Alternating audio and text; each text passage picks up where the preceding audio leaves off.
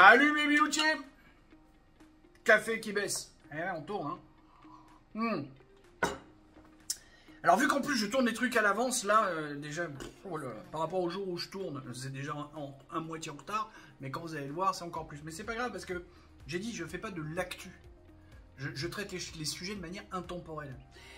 On va revenir sur l'affaire Lola. Pas pour parler de la pauvre Lola et de ses pauvres parents, frères, son père qui en est mort, enfin bref, non. Écoute donc ça. Mais certains avocats dénoncent le principe de la peine infligée à Dabia Benkired. Il faudra que dans 30 ans, elle présente des gages sérieux de réinsertion sociale. Après tant de temps de prison, on imagine que c'est quasi mission impossible. C'est une peine de mort lente qu'on ne veut pas voir, mais c'est une peine de mort. Voilà, le gars, il te parle d'une peine de mort lente. Enfin, déjà, il est en train d'essayer d'avoir de la compassion pour Dabia B. Ok ? Mais il vient te parler de l'incompressibilité de la peine. Heureusement, non ? Et ces gens... Alors, il faut savoir que la majeure partie des avocats, au moins quand j'y bossais il y a 25 ans, le plus gros barreau, c'était Paris avec 15 000 avocats, et ils étaient pratiquement tous socialistes, voire communistes. Hein. Les avocats, globalement, sont plutôt à gauche. Ou alors, ils sont à l'extrême droite. Mais alors, ils sont très peu nombreux.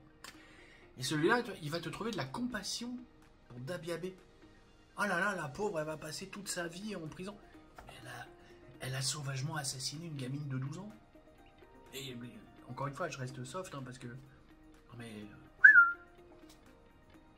Moi, ce qui me dérange là-dedans, et c'est pour ça que j'aurais préféré la peine de mort, c'est que pendant toute sa vie, on va nourrir, loger, blanchir, éclairer Dabia B avec nos impôts. Et elle va se permettre d'avoir des revendications. J'espère bien qu'il y a une incompressibilité de la peine.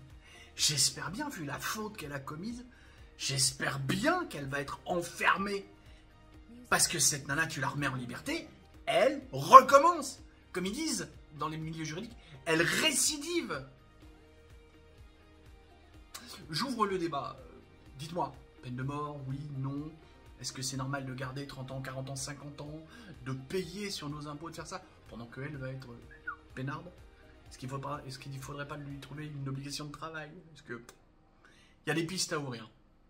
J'essaierai un jour de faire un format horizontal là-dessus. Ça marche? Allez! Bisous, bisous. Poutou. Poutou. Poutou. Tchuss!